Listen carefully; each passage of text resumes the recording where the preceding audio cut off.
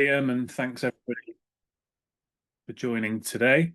I have done lots of these, so hopefully a bit of an old hand, but I've got some new stuff to talk about today, some slightly different ways of talking, and so we'll see how we get on. But hopefully this will be a bit different for anybody that has heard me talk about this topic before. So we're going to talk about slip accidents and the fact that they are serious, scientific, and stoppable.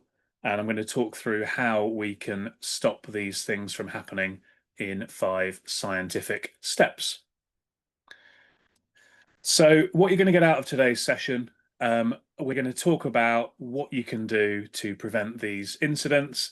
And I like this green sign saying safe when wet rather than slippery when wet, because that's kind of the mindset that we need to get into.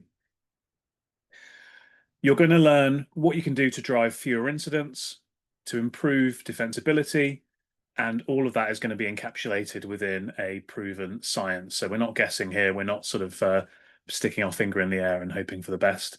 This is all a well-trodden path.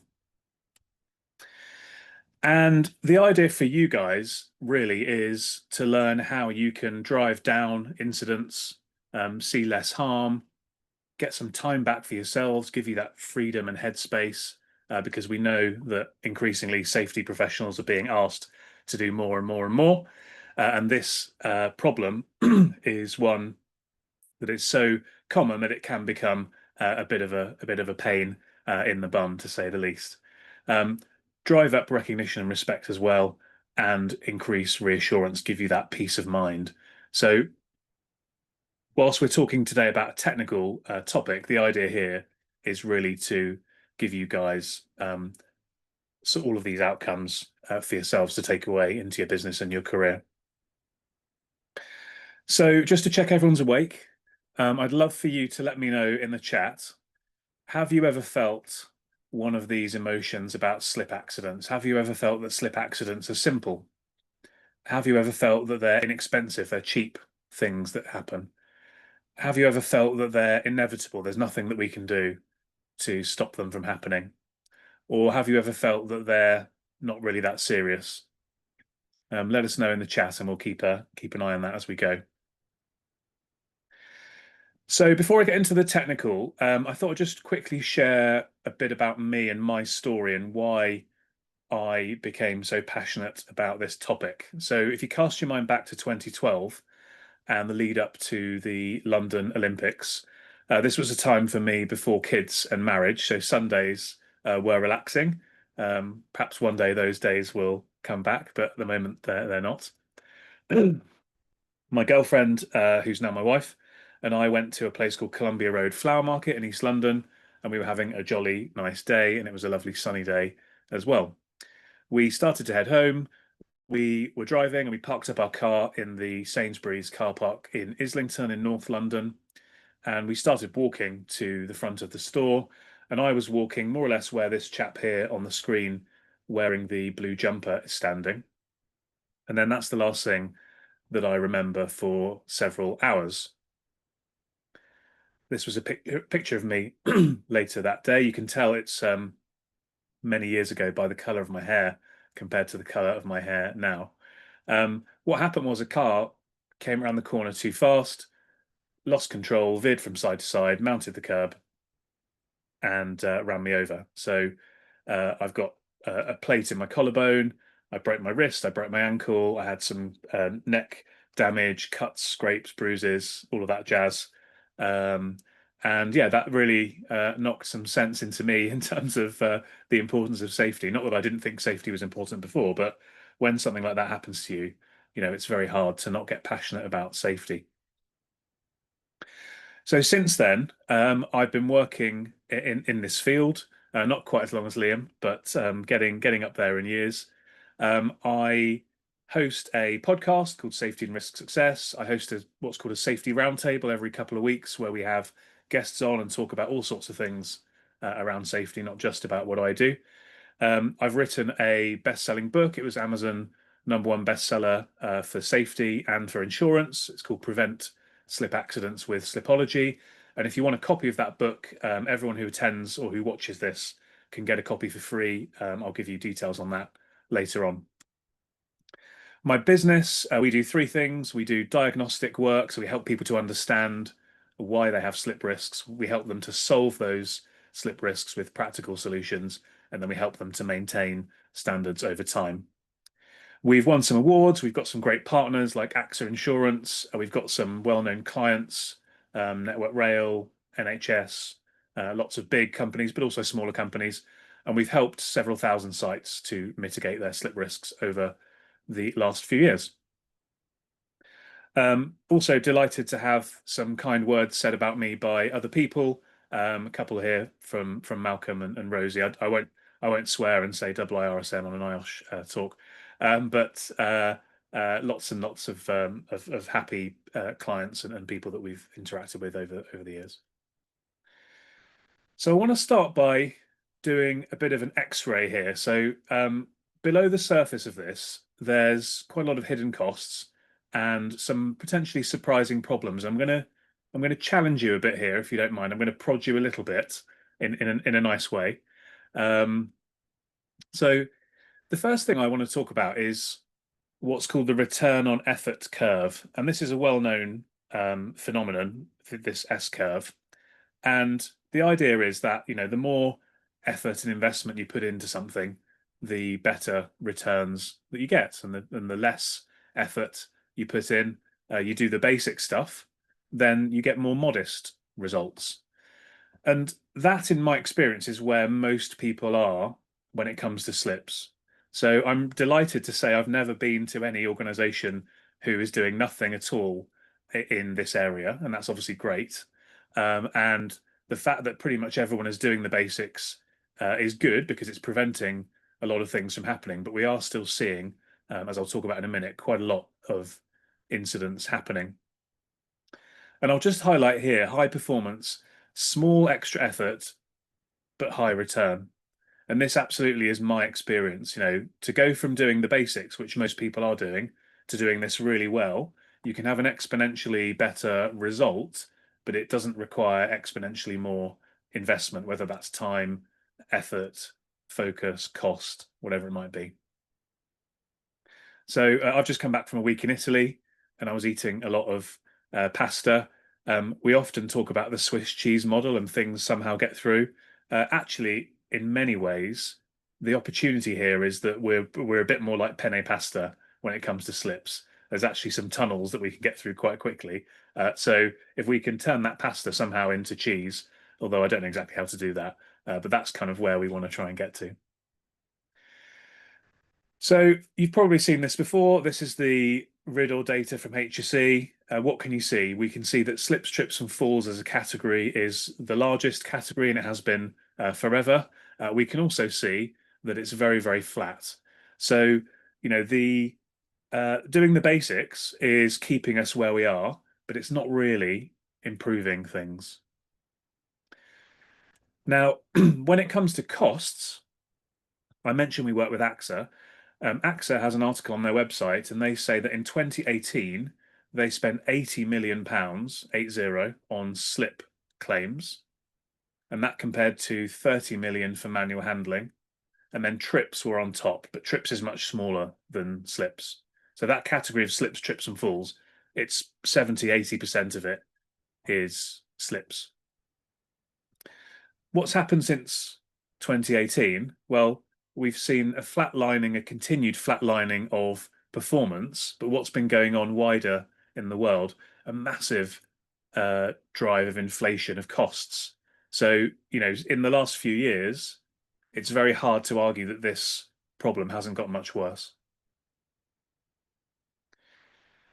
A few statistics here to back that up: a broken bone every 3 minutes, 300,000 A&E admissions, 1.5 million NHS bed days. And there's a picture here of Chris Whitty. You might remember, if you were an avid COVID press conference watcher like I was, he even mentioned coming into winter 21 that NHS is going to be under massive strain from people slipping over in when the weather became more inclement. And we were monitoring NHS beds massively in COVID, but 1.5 million NHS bed days a year caused by slips. That is something that we really should be trying to do something about. in my opinion. Couple of examples here. Tesco were fined 730,000 in 2020 after a man slipped on a puddle of water and broke his hip. So a serious injury, but not a death, not a fatality, but obviously a life altering because of his age. You know, you'd expect Tesco to be pretty good at doing the basics, right? But still incidents and still big cost. Here's another one. When I show this picture to people and I ask them, you know, what's wrong with this image, most people say, well, let us know in the chat what's wrong with this image before I say what I think. Um, but most people say, well, perhaps the yellow sign could be moved a bit further to the right. So it's kind of extending a bit more towards the edge of the puddle. Now, sadly, what happened here is that this is CCTV footage from a co-op store, and the man whose feet you can see at the top of the screen, he's about to walk down the aisle and he's going to slip. And he's going to do one of those really bad slips and he's going to bang the back of his head on the floor. And then tragically, 2 days later, he passed away. So this looks like an innocuous situation, you could argue, one that you might see in a supermarket or a shopping centre or any other type of location quite frequently, and this resulted in a death. It also resulted in a £400,000 fine to Co-op, and Cornwall Council said this: signage alone is not an adequate control. Proactive measures must be taken to either prevent floors becoming slippery or precluding public access. There are four mindsets that people have about slips, and the reason I asked the question at the start was, you know, did any of these resonate with you? People think that they're simple, low cost, impossible to solve, and they're paltry. In other words, they're not very serious. And these are the mindsets we've got to try to overcome. What about this though? Let's think about what actually success could look like instead. So here are some examples of where we've worked with clients and some of the outcomes that they've been able to achieve, even in very busy buildings, even in areas where floors are constantly getting wet. So for anybody to say, well, slips are inevitable, absolutely not. You know, you can reduce slips even in hotel bathtubs, even around swimming pools. It's absolutely possible to make a dent in this problem. Couple of examples in a bit more detail. Euston Station, very, very busy place, huge amounts, millions and millions of footfall. We did some work with Network Rail. They monitored their statistics year on year, and they saw 60% fewer incidents across the station after the work we did with them and the advice that we gave them, along the lines of which I'm going to share with you as we get into today. A national leisure centre operator with over 150 sites. We worked with them and we managed to help them to drive down their claims, not necessarily their accident volumes, but their claims. They were getting one per week on average slip claims. So in other words, 30% of their sites were giving them a slip claim in any given week. Sorry, no, that's wrong, isn't it? It's the other way around. You know what I mean? They were getting one per week across 150 sites. So that's one every three weeks. And we managed to help them to get that down to one per month. So that's a massive, massive reduction in serious incidents leading to claims. And we also help them to improve their defensibility as well. So it's definitely possible to make a big impact here. So where are we going wrong? These are the 5 mistakes that I see often, and I think keep this problem going. And if we can try and overcome some of these together, I think we can make a big impact. The first one, sort of mentioned already, is relying on signs as a solution. So there's this cultural thing where if the clouds go grey and the rain starts coming, we just put the signs out and we feel as if that's going to protect us. Now, a sign may well stop somebody from slipping, although obviously in the co-op case, it absolutely did not. But it isn't necessarily going to protect you in the way that you think it might. So there's 2 times where you should use a wet floor sign. One is during your proactive and pre-planned cleaning. So if you're cleaning a floor, you're making it wet, you're introducing risk, you absolutely should put some signs out, but then those signs should be removed. The other time is when you're dealing with a spillage temporarily. So a spillage comes, absolutely get a sign out there, dry that floor, clean the spillage, and then remove the sign. If you're putting a sign out other than in those two scenarios, that's a symptom that you've got a problem that you're not dealing with. Mistake number two is believing that cleaning is safety. So, we have a contract cleaner, they deal with that. We clean our floors every day. That's fine. We have a clean as you go policy. All of these things, are not necessarily detrimentally making things worse, but they could be, but they're almost certainly not making things better. Here's an example of a shopping centre in Manchester. You might know it because you guys are in the Manchester branch. If you came in and looked at this floor, you'd think it looks clean. It's not until you cleaned a square effectively that you'd realise that actually it's consistently dirty. That contamination on the floor is massively making it more slippery, but it's being cleaned every day. Just because we're doing the activity of cleaning doesn't mean that the floor is clean. And even if the floor is clean aesthetically, it doesn't necessarily mean that it's safe. Third big thing is assuming that anti-slip, and I use those in quote marks deliberately, floors will stay that way. So on the right here is another example of a floor that is a slip-resistant floor, but it's only performing well once it's been cleaned. When it's dirty, like it is in the photo, it's actually really slippery. And then on the left is an example of a floor that's quite old. And when you walk into that factory, I actually took that photo myself. It looks as if it's an anti-slip, slip-resistant floor. But when you feel the floor, it's really, really smooth because it's been worn away through foot traffic. Whereas under the shelving and near the skirting boards, it's rough like sandpaper, but it looks like it should be safe. Appearances can be deceiving. Fourth thing is thinking that insurance covers all the problems. Now, many of you might get involved in insurance and you'll understand, but if you think about your home insurance, you have something called an excess. So the first X pounds typically you need to pay yourself.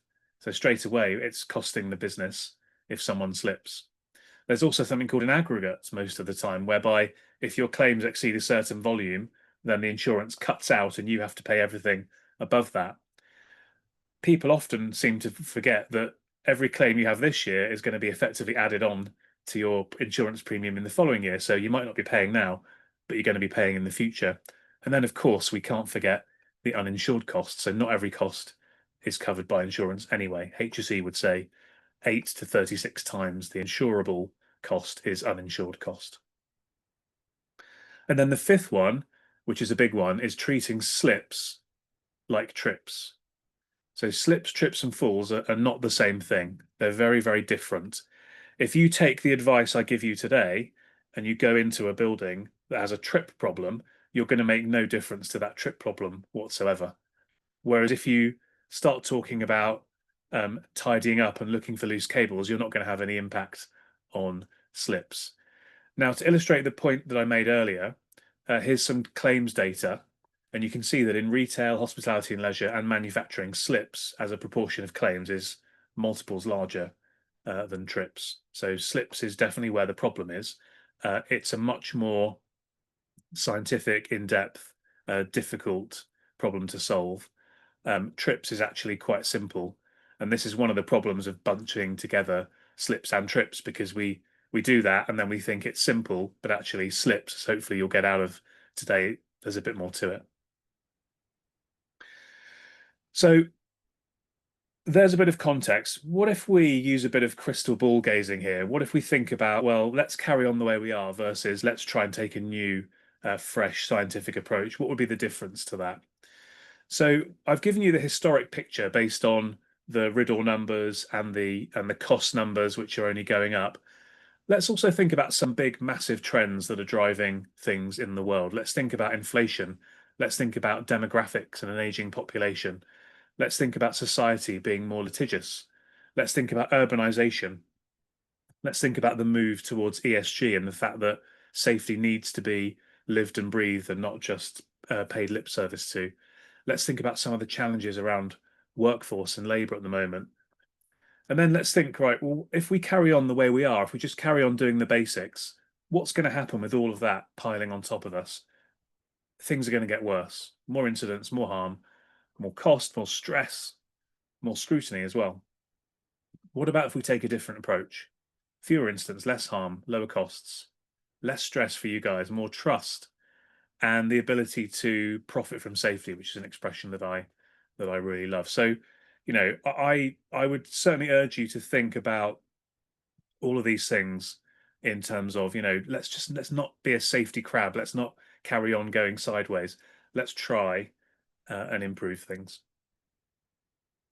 So how do we do that? I mentioned I wrote a book, and the book details a 5-step process using science to start to mitigate slip risks. It's called slipology, and the idea there is obviously to bring in science and slip together. The 5 steps are assess, amend, advocate, assure, and affirm. Now, I haven't got time to run through all of that today, but as I said, everybody that watches this, joins this live, etc., is going to be given a free copy of the book anyway, so you can read this in much more detail and go through everything. But I'm going to focus really on the first two, assessment and amending. And amending means improving, right? Changing, being better. And so we'll focus on that bit, and I'll share 3 key kind of ideas, 3 key buckets or principles of thoughts that actually flow through all 5. And this will give you a good idea of some of the things you can do.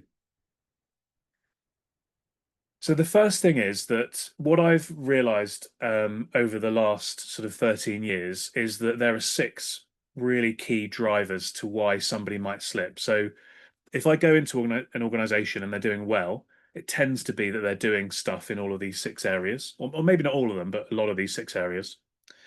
And if I get called in and an organization is in trouble mode, they've had a spate of incidents or some bad injuries or a large claim, and we go through this model called chimes, we tend to find that they're perhaps only working in 1 or 2 areas, and then even then they're probably not going into much depth.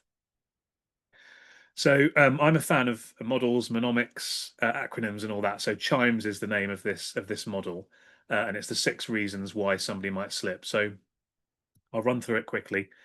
Contamination is what's on the floor. So if the floor is perfectly clean and perfectly dry, it's not going to be slippery. But if we put something on the floor, whether that's water, oil, dust, anything that produces a barrier between the foot and the floor, is going to change the likelihood of someone slipping. So what contamination do we have? Where's it coming from? How much of it can we withstand? What can we do to mitigate it? All of these sorts of questions we need to think about. Next is heel, which is footwear. So there's a difference between a safety shoe and a slip-resistant shoe. That's one big insight I'd like to share with you. The NHS across 7 trusts did a trial of some HSE grip approved footwear and some standard safety footwear, and they saw a 35% reduction in incidents. So not all safety shoes are slip resistant, but also we need to think about members of the public, and we need to be cognizant of the fact that people can wear high heels, for example. So we don't want to be blaming the person who slipped for wearing high heels. Instead of that, we want to be thinking somebody may come into our pub or our restaurant or our shopping centre or our cinema or whatever wearing high heels. How can we make it safe for that person? I is for individual. This is all the human factors. So gender and age play a role. If you're an 80-year-old woman, you're more likely to slip, fall, and be hurt than if you're a 20-year-old man, statistically. But it's also about activities. So if we're pushing, pulling, twisting, turning, if we're distracted, anything like that is going to make a slip more likely. So to what extent can we manage our processes and procedures and the way that people are using our buildings to mitigate these risks? M is for maintenance. I've alluded to this earlier. Things change over time.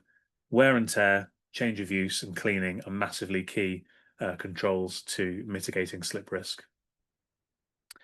E is for environment. So this is about, yes, the weather, but also the built environment. So matting, I'll talk about in a minute, slopes and ramps, steps and stairs, entrance systems as a whole, noise, lighting, all of those are environmental factors that can contribute to somebody slipping or not. And then S is surface, the floor. Some floors are more slippery than others. And there's a way of measuring that, and that's what I'm going to talk about next. So I'm a massive advocate of slip testing. So this is bringing science right into the nub of this issue by measuring how slippery floors are. And if you remember in the workplace regs, floors shall not be slippery. Um, this is the test method that's used by the HSE, it's used by the courts, and what it does is it mimics a heel striking a floor. The great thing about this test is you can use it in any location. You can use it in situ. Whereas there are other tests used in Europe, for example, that are only able to be used in a lab setting. So it's called a pendulum because it swings. I'm going to show you a video of it being used. And what you'll see is this guy's going to spray the floor with water and then he's going to release the foot and you'll see the foot swinging like a pendulum. As it swings down, imagine you're walking along the floor and imagine your heel striking the floor as you walk. And that's what this machine is designed to mimic. And then as the foot swings through to the left, you'll see on the machine there's a gauge and you'll see a pointer being pushed onto the gauge.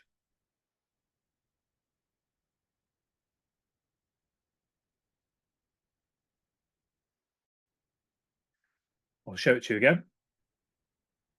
And hopefully this brings to life how that dynamic friction of walking measured.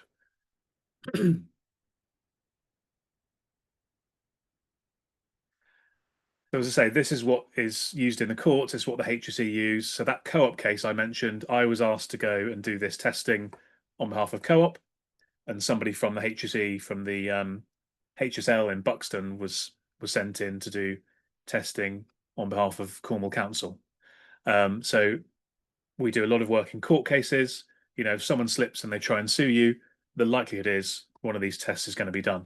So, better to be proactive, preventative, understand what your floors are giving you in terms of slip resistance beforehand, rather than waiting until after the event.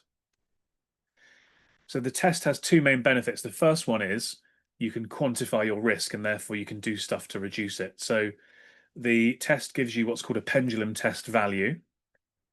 And if you see here on the bottom right, if you score 36, you have a low slip potential and a 1 in 1 million accident risk exposure. Whereas if you move down to the left with a PTV score of 24, you have a high slip potential and a 1 in 20 accident risk exposure. So the difference between 24 and 36 in terms of risk is pretty staggering. So by getting this number for your floor, you can figure out, right, where are we? And obviously if you're down in that red zone, right, what can we then do to reduce that risk? The second big benefit of having the testing data is it helps you to defend claims. So David Scott is an insurance claims lawyer and he does leisure and hospitality claims. And he and I were chatting on my podcast about someone that slipped on a swimming pool. The floor was wet. They legitimately hurt themselves. But David said, me as the lawyer, if I've got compliant slip test data, I would expect to defend that claim. So even though someone slips, even though the floor was wet, even though they legitimately hurt themselves, the claims lawyer says, if you've got the data to prove the floor was in excess of the HSE benchmark, you would still expect to defend that claim. And that I think is quite an eye opener for many people because most people think, if someone slips and the floor was wet, you're bang to rights and you're going to pay. If you're interested in a slip test, we're doing something for Sliptember, which is a campaign I run. If you do a post on social media, do use the hashtag Sliptember and tag me in, then we're going to do a prize draw. And we're going to give away 10 free slip tests this month. So if you want to interested in a free slip test, then get posting. Next bit of advice would be to work zonally. So this is an example here. It's pretty basic one, but let's say a shopping centre, right? You've got certain areas in your building that are much, much, much more likely to get wet or otherwise contaminated. And it's foreseeable, it's expected that the floor is going to get wet or contaminated in those areas. Entrances, external areas, toilets, swimming pools, bathtub, shower trays, changing rooms, hotel bathrooms, kitchens, areas like that. You can't say, well, Mr. HSE inspector, we keep the floor dry in those areas because you can't, right? So you need to be thinking about dealing with this with slip risk differently for different parts of your building, not just having a one size all fits approach. Now, one of the big things on this is matting. So sometimes people think, or often people think, well, we've got matting, so therefore our reception area is a dry area. Now, this photo, again, I took this one, is in a train station in the Midlands, and you can see they've got quite a lot of matting. But on a wet day, the floor is getting wet well beyond the matting. So it's very hard, therefore, to say, well, that's a dry environment, right? That's a foreseeably wet area if it's going to rain. We've got the matting in place, we've got a lot of matting in place, but the floor's still getting wet beyond. Now, most buildings have much, much less matting than that building does. If you walk along a high street and you look through doors of shops or offices, most buildings have, 50 centimeters to maybe a meter of matting. Now, the HSE guidance is that if you've got a peak traffic flow of 400 people per hour using your entrance, you should have 6 to 7 meters of built-in matting. And remember, matting is designed to dry the feet before they step on the floor. So when we're thinking about zonal risk, just because we've got matting doesn't mean that the floor beyond the matting is going to be dry. So when we do slip testing, we overlay the slip testing results with the zones. And that's how we give recommendations which are bespoke and risk-based rather than a blanket approach. It's absolutely not the case that if we come in or someone or anyone else comes in, even HSE came in and slip tested your floor and found that it was slippery when wet, that is a problem everywhere. It is going to be a problem in some cases, but it's not going to be a problem everywhere. And I would say it's probably something like 95% of floors on average in a building, almost it doesn't matter how slippery they are, but the 5% of the areas, it absolutely does.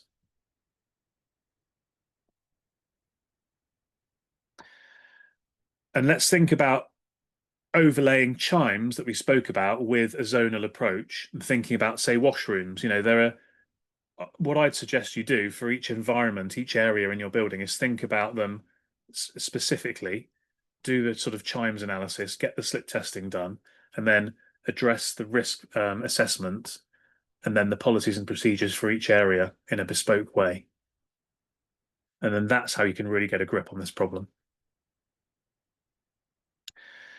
So that's the kind of technical stuff. As I start to wrap things up, and I'm actually doing quite well on time. I was worried that this was going to be a bit over time, but I think if anything, we'll be slightly under time. So that's good. It leaves a bit of time for questions. I just want to talk to you about the bigger mission, the why that I do this, and why I think that you should get involved in this too, and do more in this area. So my kind of big, hairy, audacious goal, and why I've written the book, and why I do podcasts, and why I do webinars and things like this, is I want to see a 500,000 a year reduction in people slipping around the world. Now, I can't achieve that on my own. My team can't achieve that on our own. We can only achieve that by sharing knowledge like we're doing today, trying to encourage people to look at this problem slightly differently, slightly more scientifically, slightly more in depth. And so hopefully, you can rally behind this cause today as well, having joined me and get with this mission to make a big impact in this problem. We're never going to eradicate slips, okay? We're never going to eradicate slips. We can talk all day long about zero harm and the merits and the cons of that, but it's not realistic to eradicate this because, as I said earlier, it's still possible for someone to slip even if you can exceed that HSE benchmark on the pendulum test. There's still a 1 in a million risk of slipping. So we won't eradicate it, but we can have a massive impact. There's a huge amount of low-hanging fruit here that we can go after. And the other thing that I really believe, and I mentioned this phrase earlier, is I really, really believe that we as safety professionals um, should be having conversations about an idea I call profit from safety. So I believe that safety is a profit driver for a business. If you look at top performing businesses, you're not going to find ones where safety is poor, I don't think. So therefore, if we can get safety working well, that is kind of a foundation upon which a successful and a profitable business can be built. So that's the other kind of mission that I'm on. Actually, my next book that I'm planning is going to be called Profit from Safety. So keep your eyes peeled for that one. So let's say you've sat here, you've listened to this, and you thought, you know what, Christian, you're right. I'd love to get involved in driving down slip risk. I can kind of buy into what you're saying about we're just doing the basics, and there's a bit more that we can do. Where should you go from here? What should you do next? So there's two things I'm going to suggest. The first thing, as I said earlier, is I'm delighted to give everybody here and everybody that watches the replay a free copy of the book. So there's a QR code on the screen, or you can go to the web address there, scorecard.slipsafety.co.uk/free book. Pop in your details, and we will get a copy of the book winging its way over to you, and you can go into much, much more detail about all of the key ideas that I've shared with you today. The second thing you could do, which will give you a much more immediate impact, would be to go and self-assess your slip risk. So we have a tool, it's free to use. It's an online diagnostic. You answer about 30 questions. It takes 3.5 minutes or just over 3.5 minutes to complete, so it doesn't take very long. And what this does is it assesses your site on chimes. So you'll get a score, percentage score for each of the chimes, and then an overall percentage score as well. And then that gives you a bit of a roadmap in terms of, right, in these 6 areas, I'm currently strongest in these two. So let's carry on what we're doing in those areas. But perhaps for these two, I'm pretty weak. So let's put our effort on those two. So that's a really valuable resource, and we've got people, companies using that across whole estates as well. So like NHS, it's going into about 4,000 sites. um, so it's a really, really useful thing to do. So I definitely encourage you to do that if you've been grabbed by this topic. Go and self-assess yourself and see how you're getting on. So what's the big takeaway from this? I guess there's a couple of things really that I would say. That hopefully, if you get anything from this, you'll remember these couple of points. Firstly, that contrary to what people think, what I'm known for is trying to bring a fresh approach to this age-old problem and to try and overcome some of the misconceptions. And the reality is, from everything that I've seen, and I only do this, right? I don't do, you guys know much more than me about general health and safety. I only know about this. I spend my life in this niche. Slips are absolutely serious. They are absolutely scientific, but they are definitely stoppable if you can take a bit more of a scientific approach. So um, this is the key message, I suppose, that I'm known for delivering. And then hopefully what you have got from this today is you now feel a bit more confident, a bit more certain, a bit more optimistic that actually there is something you can do about this. This doesn't have to be this nagging thing that constantly happens and you're not really sure what to do about it, and you're doing the basics and you can't really see why that isn't working for you. There are proven things you can do.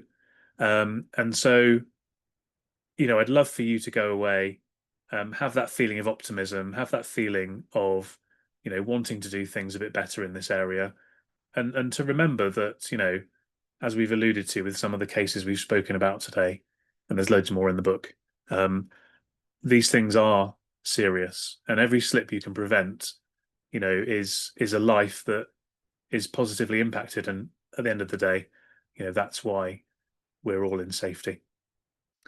So that's it from me. I did that in 40 minutes according to my clock, so I'm quite pleased with myself. But that leaves us plenty of time for hopefully some good questions. Thank you very much. Thank you, Christian, for that. Um, so I will start with the question and answers session.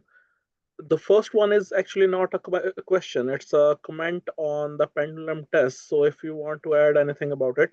So Paul have mentioned there that there is a problem with the pendulum test, as it shows that the lack of slip, uh, but it's also make the floor very sticky, and as a consequences it does cause people with them fall.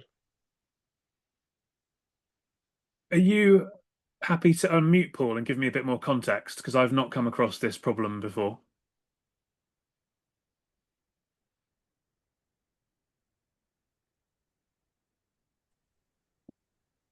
Hi, it's Paul Shawoski here. Can you hear me? Yeah, I can. Yeah, hi, Paul. Yeah, hi. We had a situation where we put in a brand new building a very effective anti-slip floor. Yeah.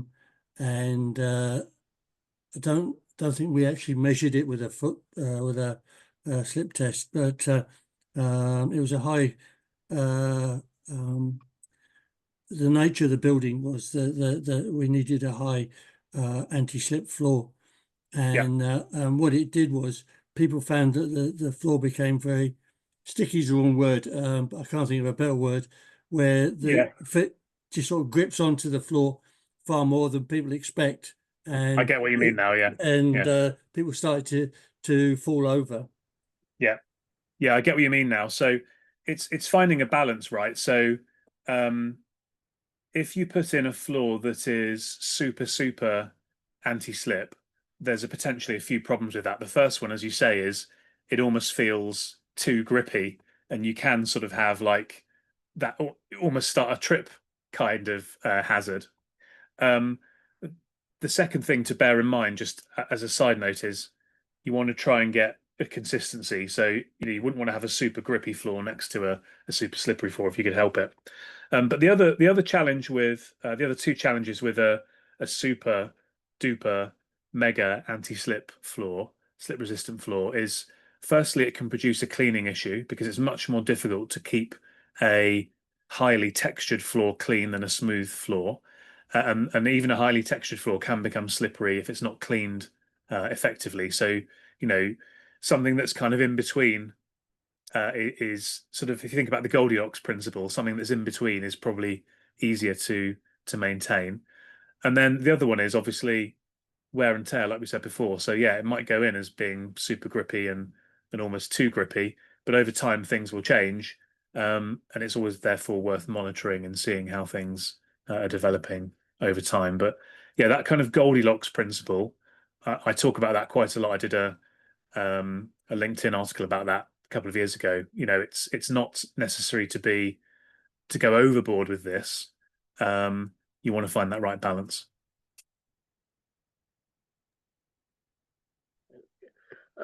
Next, there is a question from Seamus. There are two questions. The first one is that what about the people with crutches? Much easier to slip. And then the second one is what about the underground car parks? Some are very slippery as oil and water mix at all time. Yep. So absolutely, people with mobility issues, people on crutches,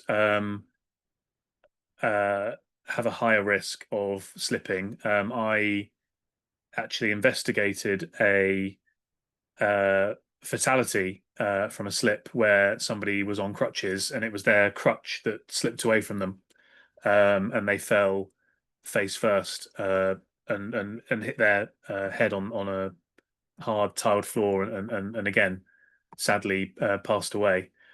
So we absolutely want to think about the types of people that are going to be using our facilities, and that comes under the I of chimes, the individual, the human piece. You know, if we've got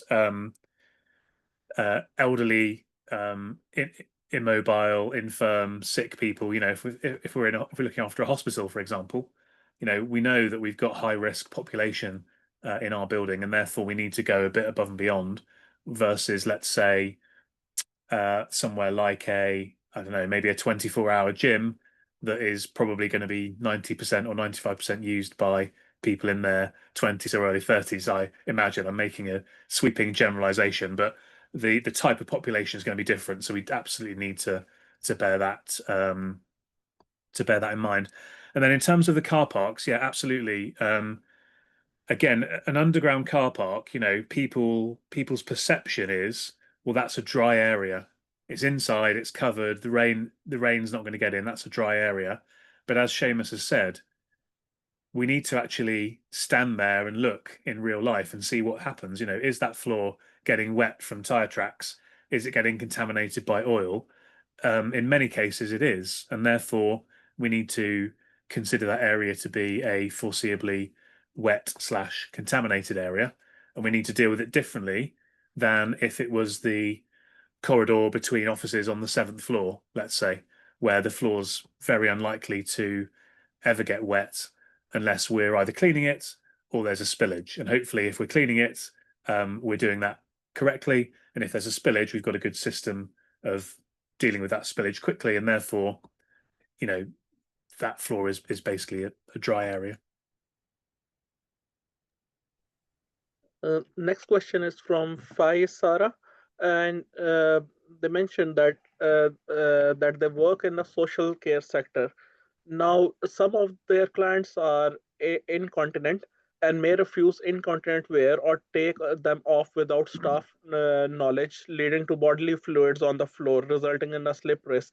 Is there any recommendation in that situation? Yeah, that's a tricky situation, isn't it? And I guess you have to respect their wishes, so you can't really do anything to prevent that contamination getting onto the floor. So I think in that case, I would be imagining that, you know, this was a swimming pool or this was a shower room or whatever, and I'd be thinking, right, well, if we know the floor's going to get wet, or it's an external floor, you know, an external pathway or something, we know the floor's going to get wet. We can't keep it dry. We can't stop it getting wet. Therefore, we need to think about, is it safe when it's wet? And that's when having that slip test as a first step would be useful, because then you could assess, right, is the floor slippery or not when it's wet or contaminated? And then you can sort of use that scientific evidence to figure out where do we go from here. But I imagine I don't know exactly where you work, but if it's social care, if it's within a sort of a home, then typically they have quite good slip resistant floor surfaces within sort of walk-in shower rooms and bathrooms, and they normally have carpets in other areas. So perhaps the floor isn't too much of a problem. But I think that's how I would approach that one. Next to those, there are some comments, and people are saying thank you about the book and the chimes model. Uh, and then there is a question from Nicola if the slides would be available. So the answer to that is yes. Other than that, I can't see any question. If anyone have the questions, just pop into the chat, and I will wait there for like 1 minute. And if there is no question, after the meeting, there would be the feedback form. If everyone can fill the feedback form, and for the next events, there would be all the events updates are coming on the LinkedIn page as well. We have the events in October as well, so just keep an eye out. Okay, so there is the question there. Which industry is your biggest clients? Thanks for that, Michelle. So we get across a lot of industries, but I'd say our biggest are probably hospitality and leisure, so sort of hotels, leisure centres, places like that. Then sort of retail and commercial. So we do a lot of work in shopping centres, airports, train stations. I bundle those as retail because kind of, you know, they're a train station is a shopping centre with some train tracks downstairs. And we work with places like London Stock Exchange and big office buildings like that. We do a fair bit in manufacturing, so like food manufacturing, and then yeah, healthcare, education. You know, we sort of we get around a bit. If you think about it, you know, this is a problem that is a risk for pretty much every building.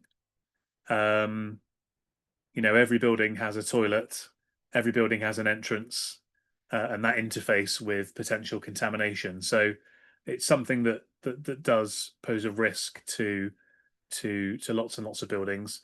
Obviously, the higher your foot traffic, the more people that are exposed, and therefore that's where you see the higher volume of issues. And then, of course, if you've got that sort of like staff and customer risk, such as in a hotel or a leisure centre or a shopping centre, you know, versus just say a staff risk in a factory, then you know it's always worth looking at it as well. I can see there's a couple of other Yeah. questions actually that have just come in. So there is a question there. Could you please repeat the HSC guidance on number of football hours to matting requirement figure you quoted earlier? Yep. So this was HSE and the Entrance Flooring Association, and for a low usage, which was a peak traffic per hour of 78 people. Again, these aren't my numbers, so don't ask me why it's 78. Depth of matting required 3 to 4 meters. For medium usage, which was 400 peak traffic per hour, and that could be coming in or out, obviously, 6 to 7 meters.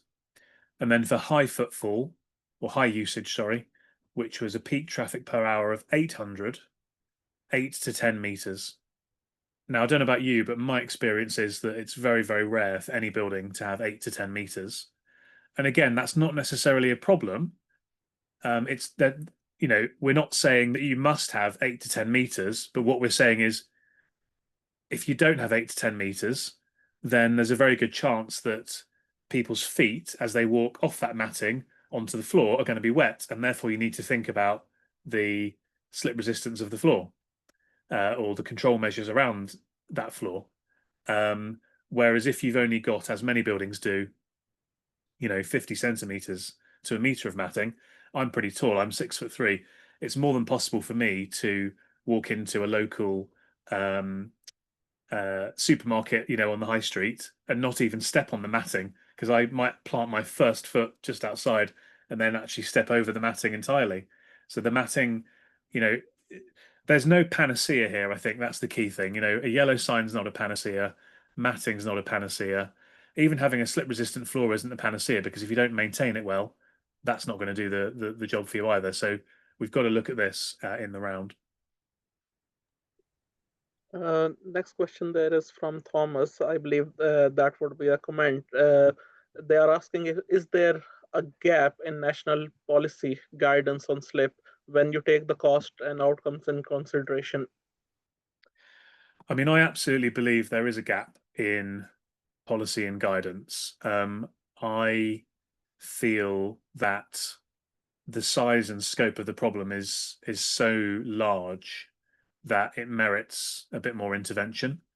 I actually wrote to the I can't remember which Secretary of State it is now, but I wrote to whoever it is that's the Secretary of State that looks after health and safety before and sort of encouraged looking at this in more detail. I think this is one of the challenges. It's an example of one of the challenges of the risk-based approach that we have, and the reasonable practicality question as well. Because you know the challenge that you guys have, as I said earlier, you're you know broad health and safety professionals. I'm very, very much focused on this. The challenge that you guys have is that to be effective in your role, you have to be like a bit like a GP. You have to have knowledge that is a mile wide because you've got to be able to diagnose any sort of health and safety related problem that might come to you.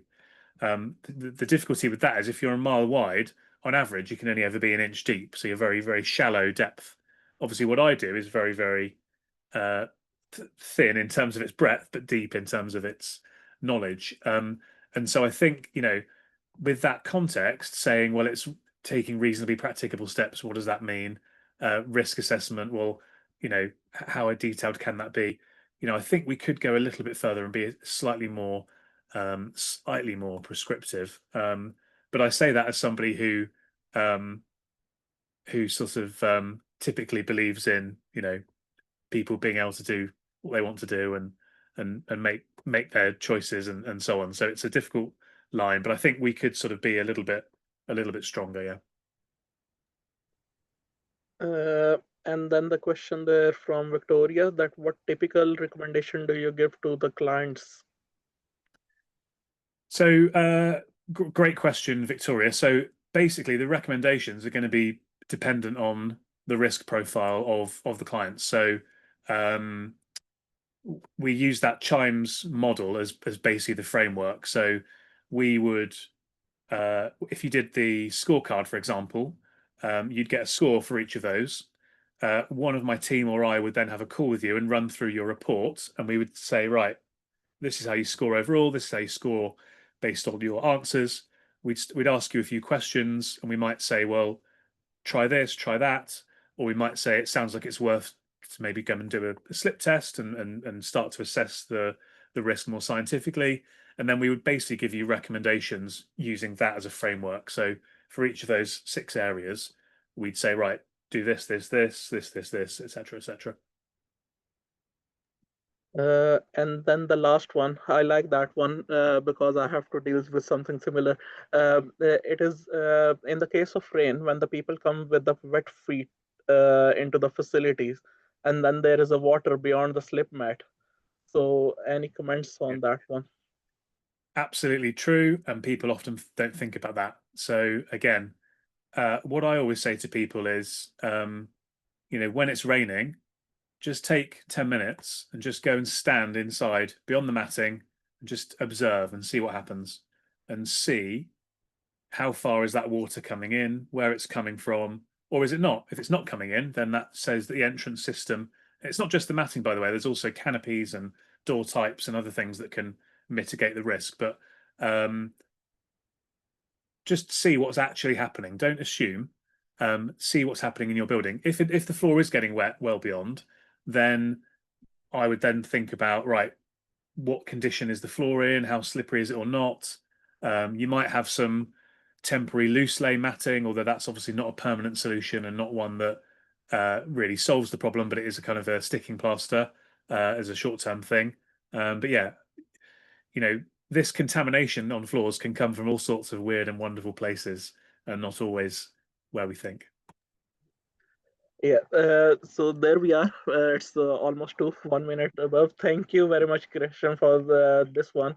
And we will share the slides with everyone, and the video recording would be available on the IOSH YouTube channel. Thank you. Thank you, Christian, once again. Thank you, everyone. Thank you, everyone. Thanks, everyone. In the meeting now. Thank you. Thanks again. Bye-bye.